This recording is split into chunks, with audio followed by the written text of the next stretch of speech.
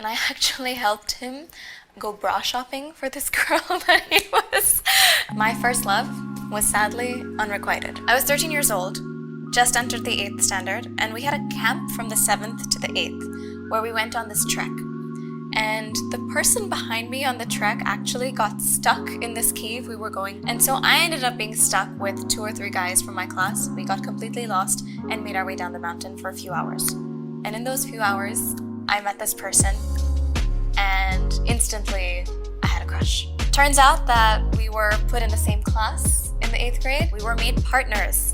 And I feel like teachers know. जब वो आपको partner बनाते हैं, they have like a little vibe, you know, that they try to do, and they try to set you up. We were so involved with so many activities together. So I would see him every day. We went on a school camp together. We traveled for Model UN conferences together, and we were desk partners for 8 months. I think, you know, a lot of the proximity allowed for us to become friends, and I guess in my mind, a little more than friends. So I didn't have the courage to say it, but you know, I just thought he was very, very charming, just very, very cool. और मुझे प्यार हुआ फिर. Every time I would see him, it would make me feel giddy, or like accidentally, if our hands would touch, you know, under the desk, I would feel the butterflies, and it's such a weird feeling, that rush. I thought that after 8 months, 9 months, it would be a brilliant idea to tell him via a game of hangman.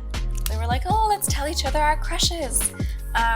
And I write out the letters of his name, and then I'll draw the hangman, and he starts guessing. Meanwhile, he's also created one, but he hadn't written out all the letters. He figured out it was himself through my hangman, and he had written down the name of another girl. My heart was crushed, of course, but the strange thing is, I don't think I stopped loving him, or at least what I thought was love. I think at that age, this idea of love was just, you know, gestures or someone you befriend. And my idea of love came so much from rom-coms and everything that I'd seen, that I was like, okay, he doesn't like me back, but I think I'm still in love. And I actually helped him go bra shopping for this girl that he was interested in / they just started dating. He was so into her. I even gave him tips on how to ask her out and everything, and they actually ended up dating for a few years in school. I think I mistook just hanging out so much and doing so many things as love, or as I mistook that affection and the crush. I confused that with an intense feeling of love. So, you know, it was that like unrequited, for those of you who don't know what that means in a very Shakespearean sense, is there is pyar from one end, but it's not met back from the other. Yeah, I guess my young heart toughened up. And I also then realized what love truly is and isn't. Because in parallel, I actually had a lot of interesting experiences with love towards myself that I wasn't equipped to deal with. This is a funny story. So that the trek that I told you all about, right after the trek and right after I had started, you know, liking this guy, I actually broke up with my 7th grade boyfriend in a very terrible way. If y'all want another video about that, please let me know, because no one should break up with anybody like that. It's very different when you're actually in love, because it's not what the movies show you. In the movies, you see a person meets person, they become friends, maybe they fall in love, something happens, they do a trip together. But love is so much more intense than that. It's messy. You have to love somebody in spite of everything. When I was younger and throughout, with people professing their love to me, and a lot of them did it in these grand gestural ways. And I think that can sometimes be a little intimidating for somebody, especially if you don't know if there's love back. I think sometimes what happens is people make gestures thinking that'll help you fall in love with them, but it can really backfire. I remember this one time it was right before my 15th birthday. This person had organized this is another person altogether. उन्होंने एक surprise party organized किया था with the help of a couple of my friends. And this was a week before my birthday.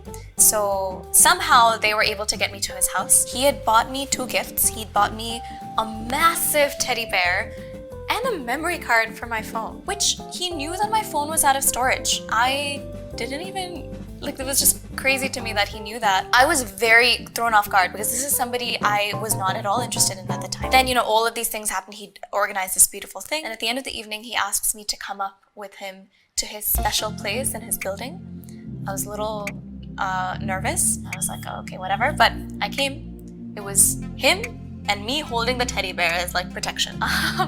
The guy was, on the terrace of his building, and he asked me to climb this ladder. I was halfway up the ladder to the terrace when I see fire everywhere, and he had written out my name, Avanti, in candles, all like that, with rose petals strewn everywhere. Then he asked me to close my eyes, and when I opened them, he had designed a Swarovski necklace that was in one part a Ganesh and the other part an A. It was so sweet, but a lot. Effort that he put in was incredible, but, big but, because I didn't feel anything toward him, I had zero feelings toward this person whatsoever, and they had not even thought of checking in on that.